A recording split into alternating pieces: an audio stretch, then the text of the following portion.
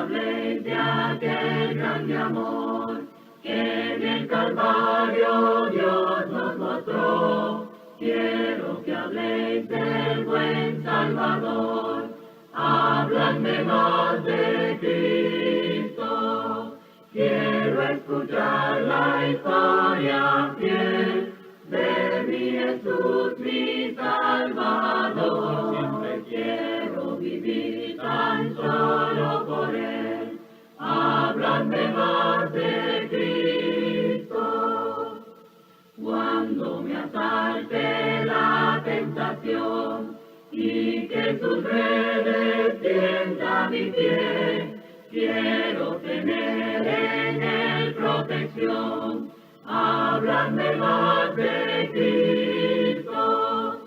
Quiero escuchar la historia fiel de mi Jesús, mi Salvador. Siempre quiero vivir tan solo por Él. Háblame más de Cristo.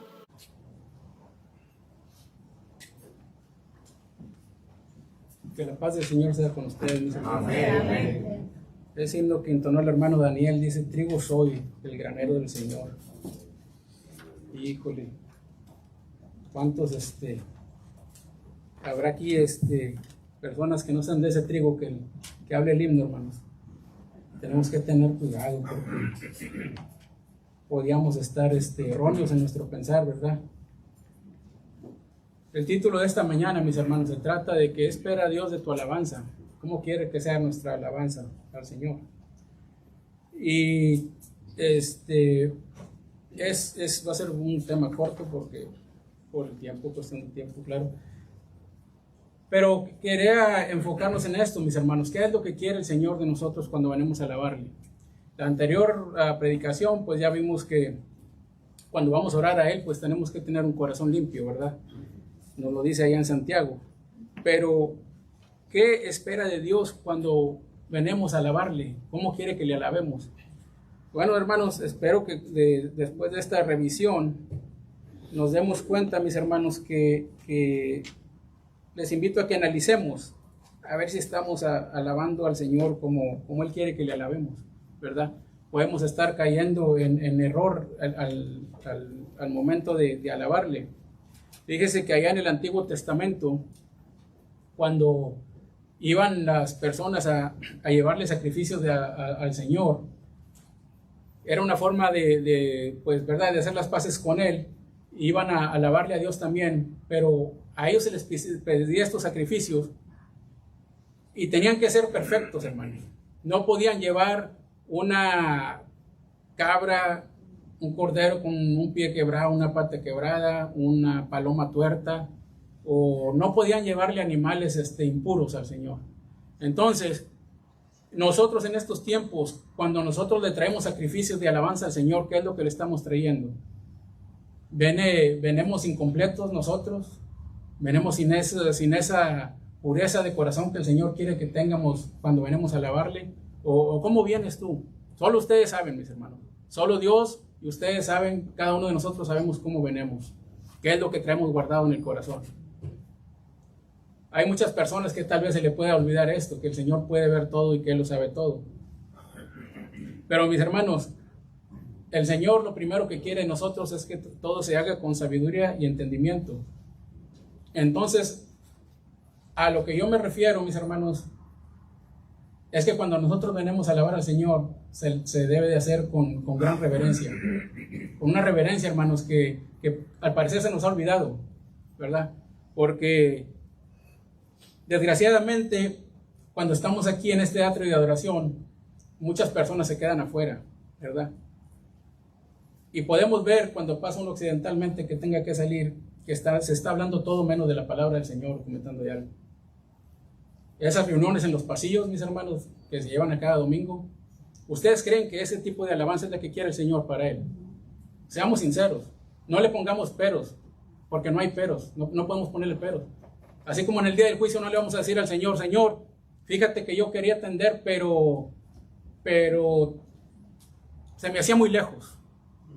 yo quería ir a tu servicio, pero se me hacía muy lejos, o se me hacía que necesitaba descansar un poco más. O, como dijo el hermano David, teníamos una visita, no pudimos ir a la iglesia. Son peros que estamos poniendo.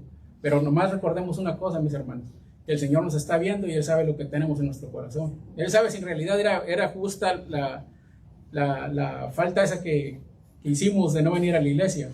Pero el Señor quiere, mis hermanos, que todo se haga con sabiduría y entendimiento.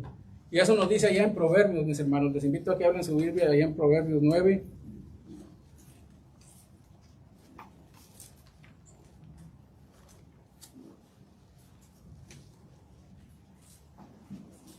Allá en Proverbios 9, mis hermanos, del 10 al 12, vamos a leer lo que dice la palabra. Proverbios 9, del 10 al 12 dice: el temor de Jehová es el principio de la sabiduría, y el conocimiento del Santísimo es la inteligencia. Así que ya sabemos, mis hermanos, mire, el principio de temor, el principio de la sabiduría es el temor a Jehová, como dicen otros versículos. Pero también después nos está diciendo que el conocimiento del Santísimo es la inteligencia. El que nosotros conozcamos al Señor, lo que Él quiere, el que nosotros le conozcamos como Él es, eso es lo que nos va a dar inteligencia a nosotros. La inteligencia que necesitamos para adorarle, para servirle. En el 11 dice: porque por mí se aumentarán tus días, dice el Señor. Por la gracia del Señor, por gracia de Él, se nos van a aumentar nuestros días, mis hermanos. Siempre y cuando andemos conforme a sus enseñanzas. Y años de vida se te añadirán. Y si fueres sabio, para ti lo serás. Y si fueres encarnecedor, pagarás tú solo. Cuando estaba leyendo esta lectura, mis hermanos, lo crean o no, yo no recuerdo haber visto esta palabra que decía encarnecedor, y no sabía lo que quería decir. Si fueres encarnecedor, pagarás tú solo. Y encarnecedor quiere decir una persona como hipócrita, una persona burlista, una persona mala, una persona que no hace el bien. Eso es lo que quiere decir encarnecedor. Entonces, mis hermanos, si nosotros fuéramos encarnecedores, dice que nosotros solos lo vamos a pagar. O sea, como quien dice, ahí arréglatelas tú solo, nos está diciendo el Señor. Usted solito se echó la soga al cuello, usted aguántese, ¿verdad? Entonces, mis hermanos, el Señor, para empezar, quiere que todo lo hagamos con sabiduría. Y sabemos que la sabiduría viene siendo, el principio de la sabiduría es el temor a Jehová. Entonces, si nosotros venimos a alabarle, hermanos, debemos venir con ese temor que ya hemos hablado antes. Pero no de miedo, hermanos, de que nos pueda matar, caer un rayo de algo, no. El Señor, sabemos que el temor a Dios es reverencia al Señor. Eso es lo que Él quiere, que tengamos reverencia hacia Él. Que ya paremos de cosas que estemos haciendo, que nos van a impedir venir con ese sacrificio puro que le debemos de traer al Señor. Como les decía que en el Antiguo Testamento, todos los sacrificios al Señor tenían que ser puros, limpiecito todo. Entonces, cada domingo, cada vez que nosotros vengamos a alabar al Señor, para que el Señor pueda recibir esas alabanzas que nosotros le traemos, tienen que ser limpias y puras. Entonces, debe de ser con respeto, hermanos. Tenemos que aprender de la magnificencia de Dios, de su grandeza. Que si todas sus promesas Él las ha cumplido, y que todas sus promesas son para siempre, y que Él no nos ha fallado, entonces, ¿por qué nosotros le fallamos constantemente? Porque fallamos. Y somos humanos, por eso fallamos. Pero de perdido, mis hermanos, yo pienso que esa hora o 2 horas que estamos aquí, que venimos a adorarle, debemos de tratar de adorarle como Él se merece. O sea, sin nada en nuestros corazones que nos perturbe o que nos detenga de alabarle como Él se merece. Entendamos su magnificencia, mis hermanos. Cuando nosotros venimos aquí a adorar al Señor, venimos ante la presencia del Santísimo. Si estamos aquí, invocamos su nombre, el Señor está aquí con nosotros. Amén. Si Él está aquí con nosotros, se imagina, hermanos,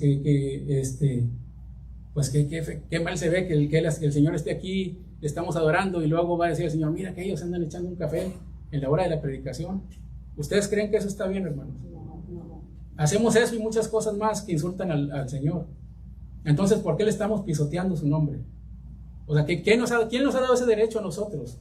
Si Él nos hizo para su gloria, entonces ¿por qué nosotros hacemos esas cosas? ¿Por qué no hacemos las cosas de corazón como Él nos las pide, mis hermanos?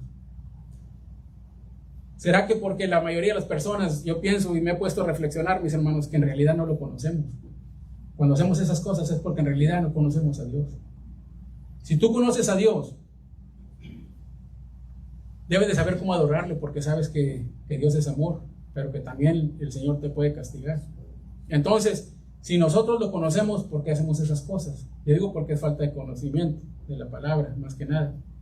Pero, ¿qué significa Dios para nosotros en nuestro corazón? ¿Qué significa? ¿Es tu todo? ¿O qué es tu todo? ¿Un hijo? ¿Un nieto? ¿Qué es tu todo? ¿Qué es para ti? O sea, ¿qué es tu todo? ¿Es primero Dios antes que nada? ¿O qué es lo que está ocupando tu corazón antes que el Señor? Recordemos, mis hermanos, que sin Él nada somos. Y no vamos a poder obtener nada sin el Señor. Así es, amén. Entonces, la palabra nos dice que primero busquemos primeramente el reino de Dios y su justicia, y después lo demás va a venir por añadidura. Entonces tenemos que buscar al Señor primero. Pero de verdad, hermanos, nosotros que estamos aquí, de verdad conocemos a Dios. En serio, si alguien nos pregunta, dame testimonio de tu Dios, vamos a decir que venga un árabe o turco, lo que sea, ¿verdad? O una persona, un budista, y que te diga, dame testimonio de tu Dios. Sabríamos nosotros, cada uno de los que estamos aquí, podría dar testimonio de tu Dios, de tratar de convencerle a esa persona. ¿O cómo reaccionarías? O le dirías, déjame te paso el número del hermano David o del hermano Gregorio para que hablen contigo. Pues sí, hermanos, o sea, ¿cómo vamos a reaccionar? En realidad lo conocemos y podemos decir quién es o qué es lo que ha hecho Él en tu vida. Entendemos, mis hermanos, lo que el Señor ha hecho por nosotros. Allá en 1 de Timoteo, dice el apóstol Pablo en 1 de Timoteo 1:15.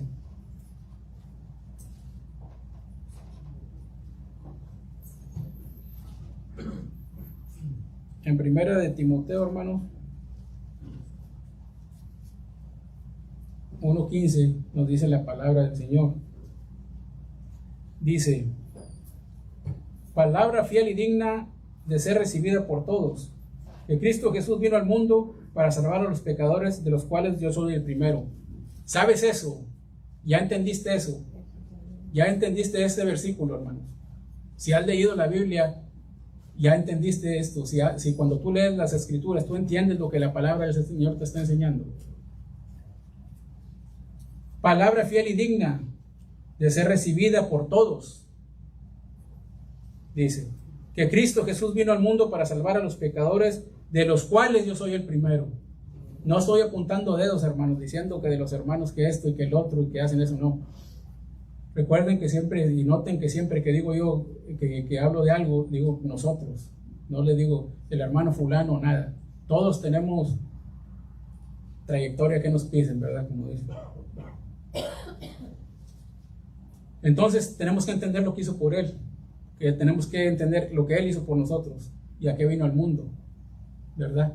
Hay muchos versículos que nos dicen que el Señor de tal manera nos amó que ha dado a su Hijo unigénito para que en Él crea no se pierda más, tenga vida eterna. Allá en Juan, en el libro de Juan 3.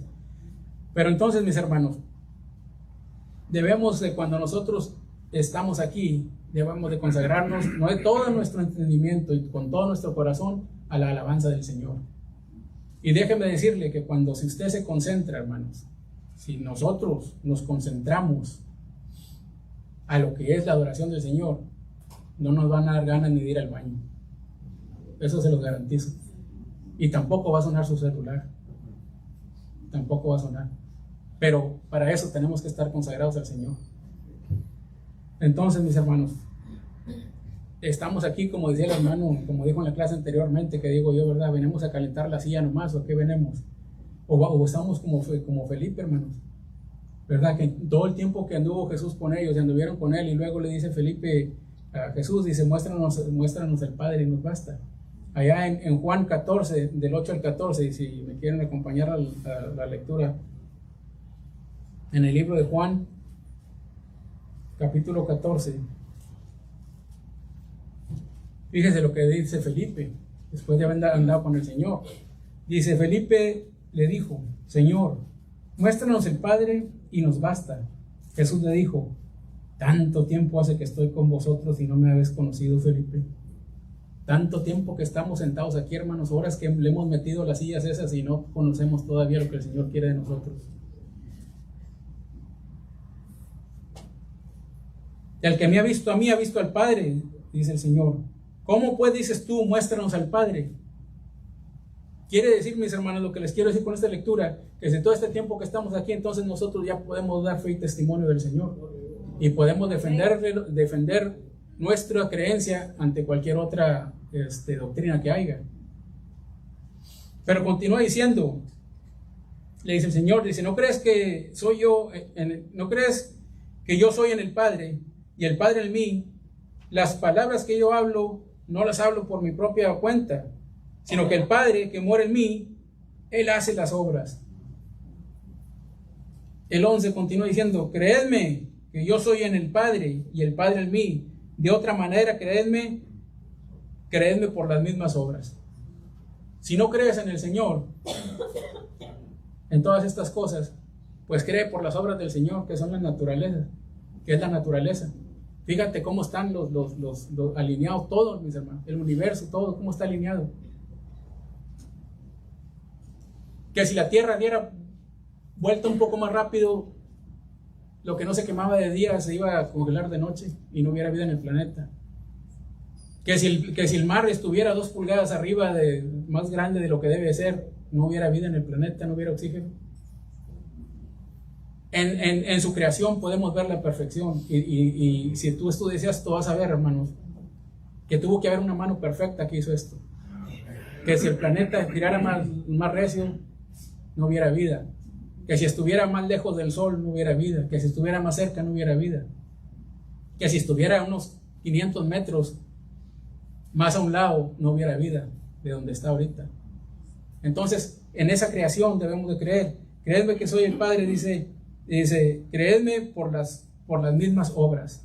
Esas son obras del Señor. El universo es creación y es obra del Señor. Amén. Nosotros somos obra y creación del Señor. Pregúntense, hermanos, ustedes que tienen nietos o niños, bebés chiquitos, fíjense la perfección del Señor, que no les falta ni un dedito, gloria a Dios. Fíjense, el ser humano no va a poder nunca va a poder igualar al Señor en esas cosas, ¿verdad? Pueden inventar que el vitro y todas esas cosas para concebir, pero nunca van a poder dar la vida, porque nomás el Señor puede dar la vida, así como solo Él no la puede quitar, hermano. Entonces, y todo lo que pide, continúa diciendo: de cierto os digo, en el 12, el que en mí cree, las obras que yo hago, Él las hará también, y aún mayores hará, porque yo voy al Padre. ¿Qué obras hizo Jesús? ¿Qué obras quiere el Señor que hagamos nosotros? Preguntémonos eso, mis hermanos. Cada que leamos la palabra y cada que vengamos a la iglesia, ¿qué es lo que el Señor quiere? Y cada día que el Señor nos dé para despertar en las mañanas, pregúntate eso. ¿Qué es lo que quiere el Señor? ¿Qué obras, qué es la que quiere que hagas ese día? Y en el 13 después continúa diciendo: y todo lo que pidieras al Padre en mi nombre, lo haré. ¿Pero por qué lo va a hacer? Para que el Padre sea glorificado en el Hijo. He ahí el misterio, mis hermanos, todo lo que hemos estado, de lo que se trata esto, de la glorificación al Señor. Eso es lo que debemos entender nosotros. Para alabar a Dios, mis hermanos, como decía primero, pues hay que conocerlo. Y para adorar a Dios tiene que ser en espíritu y en verdad. Y esta es una de las clases que di primero yo cuando me paraba aquí. Creo que fue la segunda vez, porque el primer tema que traje fue de Jonás. Y la segunda vez fue de la samaritana. Y allá en Juan, mis hermanos, en el capítulo 4, hablando sobre eso, sobre cómo le debemos de alabar al Señor, ¿verdad? Que es en espíritu y en verdad. ¿Qué es lo que quiere el Señor de nuestra alabanza? Pues que vengamos y le alabemos en espíritu y en verdad también. Amén. En Juan 4, del 23 al 24, hablaba el Señor con la samaritana y le dice: mas la hora viene y ahora es, cuando los verdaderos adoradores adorarán al Padre en espíritu y en verdad, porque también el Padre tales adoradores busca que le adoren. Dios nos está buscando que le adoremos en espíritu y en verdad, es lo que está buscando. No está buscando que vengamos aquí al chisme o a estar en otras cosas que no sean las del Señor. Dios es espíritu, y los que le adoran en espíritu y en verdad es necesario que adoren, dice en el versículo 24. Y fíjense, mis hermanos, que no sé a qué se debería yo, que leyendo estos versículos, fíjense lo que tarda la samaritana en darse cuenta, ellos sin tener Biblia, de que le estaba hablando a alguien supremo a ella. Fíjense. Y nosotros, mis hermanos, que tenemos la Escritura, no podemos darnos cuenta todavía qué es lo que el Señor quiere de nosotros. Dice, en el 26 dice Jesús, la mujer samaritana se dio cuenta, le dice la samaritana en el 25, le dijo a la mujer: sé que ha de venir el Mesías, llamado el Cristo. Cuando Él venga, nos declarará todas las cosas. Pues Jesús ya vino, hermanos. Nosotros tenemos esa dicha de que el Señor ya vino. Y Jesús le dijo: yo soy el que habla contigo. Esta mañana el Señor te está diciendo: yo estoy aquí y estoy hablando contigo. Y quiero que entiendas mi palabra y que la obedezcas. Que te dejes de tener otras cosas que no sea la completa atención para Él. Que no haya nada más en el corazón más que solo la atención para el Señor. Y fíjese ya en el versículo 34, hermano, continúa diciendo: Jesús le dijo: mi comida es que hagas la voluntad del que me envió. Esa es la comida del Señor para nosotros. Eso es lo que el Señor quiere. Que hagamos la voluntad del que envió a Cristo, dice. Y que acabe su obra. Y nosotros ya sabemos cuál era la obra que el Señor tenía encomendada, ¿verdad? De venir a morir por nosotros. ¿Para qué? Para que nosotros pudiéramos ser salvos. Y eso lo hizo por toda la humanidad, hermanos, no nomás por los que vienen a la iglesia. El camino ahí está. Solo necesitamos invitar a la gente a que camine por ese camino. Pero ¿cómo nos vamos a invitar a la gente si no nos ven que nosotros andamos por ese camino, hermanos? Que con nuestras actitudes estamos bofeteando al Señor. Con cada actitud negativa que tenemos. Meditemos, hermanos. ¿Cuál sería la obra que Jesús quería que acabáramos nosotros? La de Él fue venir a redimirnos. Pero la obra que nos dejó a nosotros, ¿cuál es? ¿Será acaso la última encomienda, hermanos? ¿Verdad? La que nos leyó y nos explicó el hermano Daniel cuando explicó el plan de Jericó. Que debemos ir todos por el mundo, predicando el Evangelio. No dice vayan nomás los predicadores, o vayan los ancianos o los diáconos. Que vayamos todos. Yo me imagino que esa es la obra que el Señor quiere que terminemos. ¿Cuál es el espíritu de verdad, mis hermanos? Allá en Juan 14, 17 nos dice: el espíritu en verdad con el que el Señor quiere que le alabemos. Juan 14, versículo 17. El espíritu de verdad, dice, al cual el mundo no puede recibir porque no le ve, ni le conoce. Pero vosotros le conocéis, porque mora con vosotros y estará con vosotros. Amén. Ese Espíritu Santo que el Señor dijo que nos iba a dejar de consolador cuando Él partió, ese es el que debe morar en nosotros. Pero el Espíritu Santo, hermanos, no va a morar donde haya suciedad, donde no haya limpieza y pureza. Ahí no va a estar el Espíritu Santo. Así seamos 1000 los que estamos sentados aquí. Pero si de esos 1000 hay 50 o 100 que no tienen el corazón limpio como debe ser, el Señor no va a estar en el corazón de esa persona. Esa es decisión individual. Eso es lo bonito, hermanos. Eso es lo bonito, que el Señor no nos va a juzgar a cada uno por nuestros actos, por lo que nosotros estamos haciendo, no por lo que se siente en un lado tuyo. Pero también ayuda mucho, hermanos, que no haya distracciones cuando uno está en la cena del Señor, cuando está uno participando de ese momento más sagrado, que debe ser el momento más bonito, aparte de la alabanza, que es participar y recordar el sacrificio que el Señor hizo por nosotros. Eso no, mis hermanos, no se vale que le faltemos así al Señor. Y es una pena, hermanos, porque, discúlpenme, los visitantes, tápense los oídos, pero los que estamos aquí, hermanos, que ya tenemos años, somos los que hacemos el capote, como quien dicen, los que hacemos la punta. Estamos faltando al Señor, hermanos. Y en un momento tan sagrado, hermanos, que no se vale que seamos eso, que hagamos eso. Nos dicen Juan, como les decía en 14:17, dice que el Espíritu de verdad, con el que el Señor quiere que le hagamos, al cual el mundo no puede recibir, porque no le ve, pero nosotros sí lo podemos ver, hermanos, por medio de la fe. Lo podemos sentir. Así como tú dices, un día nublado, está caliente el sol, y una persona te puede decir, ¿cuál sol si está nublado? Pero lo puedes sentir. Así es el Señor, lo podemos sentir todos los días, aunque tu día sea bien nublado y esté lloviendo en tu vida, tú lo puedes sentir.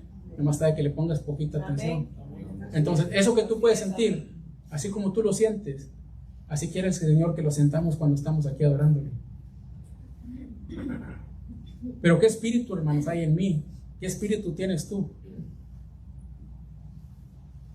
No porque nos hayamos bautizado, todos tenemos el Espíritu Santo de nosotros, lo recibimos, pero ya depende de nosotros si se queda o no, ¿verdad? Como la parábola de la casa vacía. ¿Qué espíritu hay en mí? ¿Es el de Dios? Allá en Primera de Juan, mis hermanos, en el libro de Primera de Juan, en el capítulo 4, nos dice la palabra del Señor lo siguiente. Primera de Juan 4, del 1 al 6. Esto estaba hablando sobre el espíritu del anticristo, ¿verdad? Y espero que mucha gente, que de los que estamos aquí, hermanos, que ya hayamos leído la Biblia, no crean que estamos esperando ese supuesto anticristo. La Biblia lo explica, ¿verdad? Y toda persona que niega al Señor Jesús, que Él vino, ese es un anticristo. Así que no estén esperando que va a llegar un Donald Trump o un Salinas de Gortari o unas personas de estas millonarias que se va a apurar del mundo, mis hermanos, y que ese es el anticristo, ¿verdad? Amados, dice el versículo 1, amados, no creáis a todo espíritu, sino probad los espíritus si son de Dios, porque muchos falsos profetas han salido por el mundo. Probemos nuestro espíritu, mis hermanos. No nos cansemos de probar nuestro espíritu. Cada que nos llega, que nos corroa una duda, que tengamos una pregunta, pues pónsela a Dios. En cualquier decisión que vayas a tomar, pónsela a Dios. ¿Vas a ir de vacaciones? Excelente, pero donde sea que vayas, va a haber iglesias de Cristo donde te puedas reunir. No le estás fallando a Dios porque no vienes aquí, siempre y cuando estés congregado en otra parte. Entonces, esas preguntas contéstalas tú. ¿Le voy a fallar al Señor cuando tome estas decisiones? Dice, examina, pruébate a ti mismo si el espíritu es de Dios. Si tu espíritu es de Dios, si le vas a obedecer como Él quiere que le obedezcamos, y si le vamos a alabar como Él quiere. En esto conoced el Espíritu de Dios. Todo espíritu que confiesa que Jesucristo ha venido en carne es de Dios. Amén. Tú confiesas el nombre de Jesús, que Él vino, que Dios vino y se hizo carne, tú lo confiesas, eres de Dios. Pero si una persona te dice, oye, ¿por qué ya no andas en el juicio como nos juntábamos antes?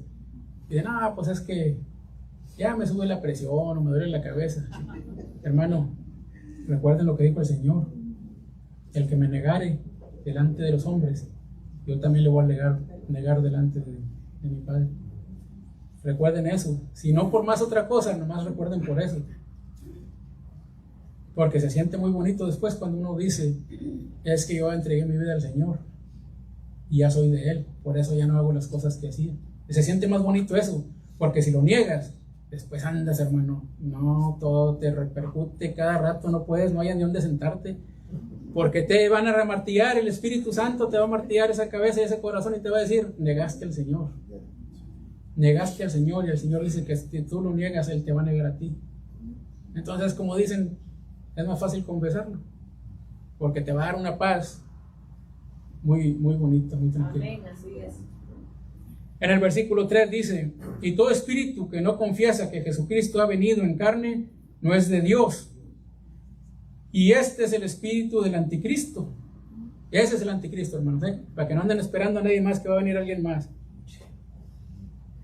El cual vosotros habéis oído que viene y que ahora ya está en el mundo. Pues siempre estuvo en el mundo, hermano, después de que las personas que no han creído en el Señor han sido anticristos, o sea que siempre ha estado en el mundo. Hijitos, vosotros sois de Dios y los habéis vencido, porque mayor es el que está en vosotros que el que está en el mundo. Amén, gloria a Dios. Ellos son del mundo, por eso hablan del mundo, y el mundo los oye. Estas personas, mis hermanos, que no creen en el Señor, son muy famosas. Fíjense todos los influencers que hay en YouTube, en las redes sociales, que hablan puras barbaridades y puras cosas obscenas, pero son famosísimos. Son famosísimos artistas que son famosísimos, pero ellos no le han creído a Dios en nada. Ellos son del mundo, dice la palabra, por eso hablan del mundo y el mundo los oye. Tengamos cuidado, hermano, con no oír nosotros a estas personas.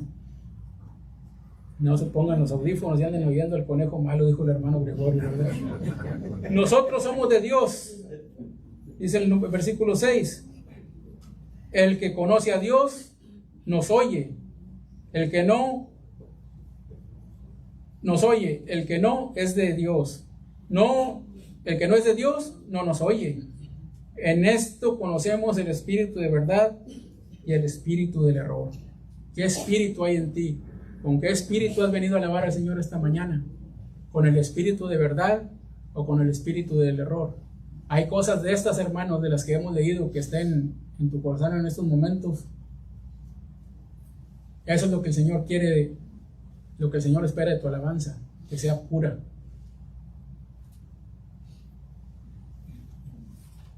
El antiguo, como les habíamos visto que en el Antiguo Testamento, ¿verdad? Todos los sacrificios tenían que ser puros hacia el Señor. Con eso en mente, mis hermanos, cuando vayamos a participar del mandamiento de la cena del Señor, hay cosas que debemos de observar, y les voy a invitar a que las leamos, porque al parecer se nos está olvidando.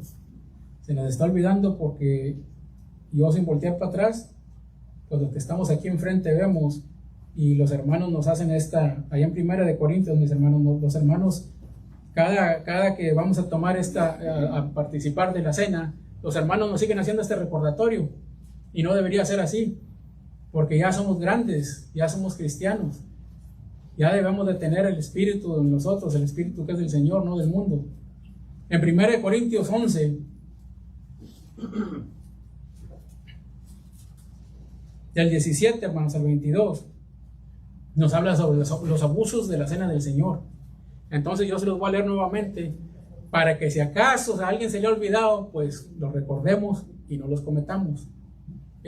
Abusos en la cena del Señor. 1 Corintios 11, del 17 en adelante, nos dice: pues en primer lugar, cuando os reunís como iglesia, oigo que hay entre vosotros divisiones, y en parte lo creo, dijo el apóstol. O sea, oía que había divisiones y lo creía en la iglesia de Corintio. Ahora, esto se aplica a nosotros también, mis hermanos, no nomás a la iglesia de Corintio.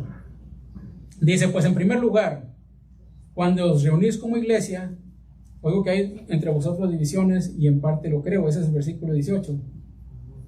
Porque es preciso, el 19, que entre vosotros haya disensiones, para que se hagan manifiestos entre vosotros los que son aprobados.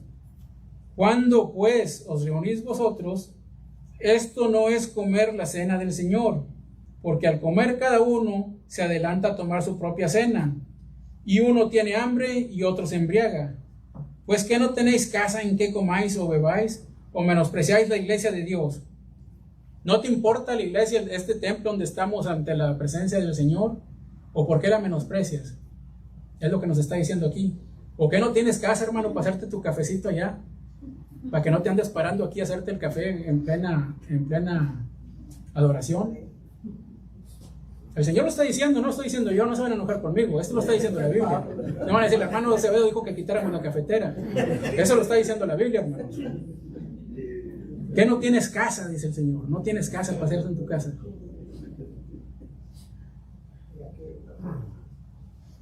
Porque el comer cada uno se adelanta a tomar su propia cena, y uno tiene hambre y otro se embriaga. Pues que no tenéis casa en que comáis y bebáis, o menospreciáis la iglesia de Dios. Recuerda eso, ten eso siempre en mente, hermano.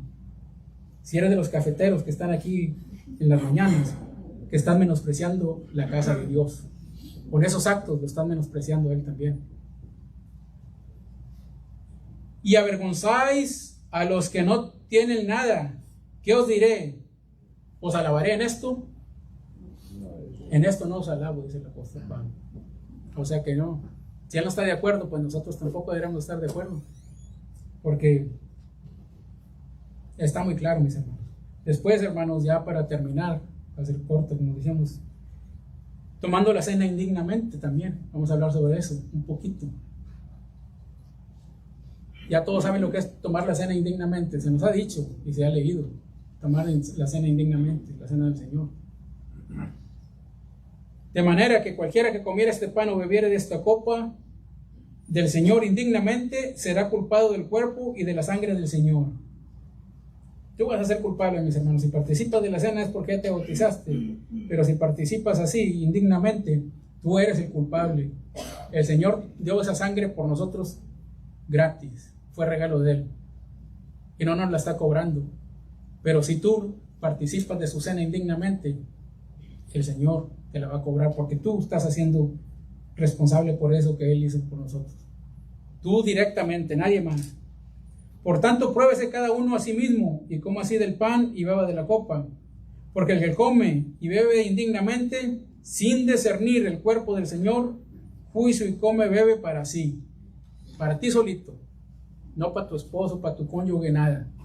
Si tu corazón no está limpio y está consagrado al Señor al momento de participar de la cena, tú mismo te estás echando la soga al cuello.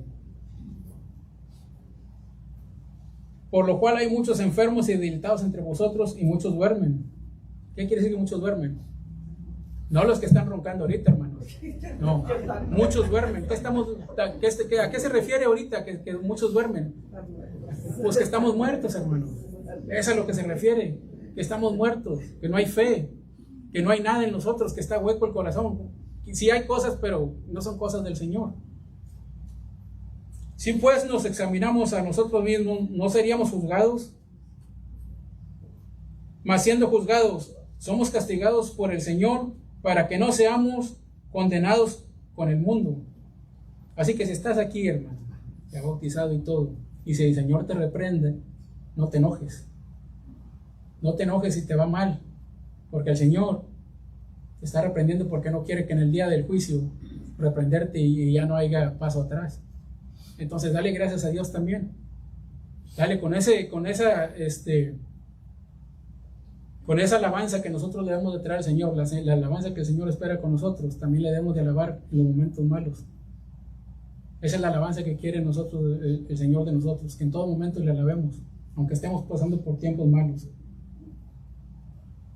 Así que, hermanos míos, cuando os reunís a comer, esperaos unos a otros. Si alguno tuviere hambre, come en su casa, para que no os reunáis para juicio. Las demás cosas las pondré en orden cuando yo fuere, dice el apóstol. Después les voy a dar su pasadita, como dice, cuando yo vaya para allá con ustedes. Pero esto es nomás para empezar. Esto es nomás para empezar, hermanos. Así que si antes veníamos por hambre, ¿verdad? Pues, gloria a Dios que ya hemos resuelto ese problema. Pero nos dice aquí la palabra que si alguien tiene hambre, pues come en su casa.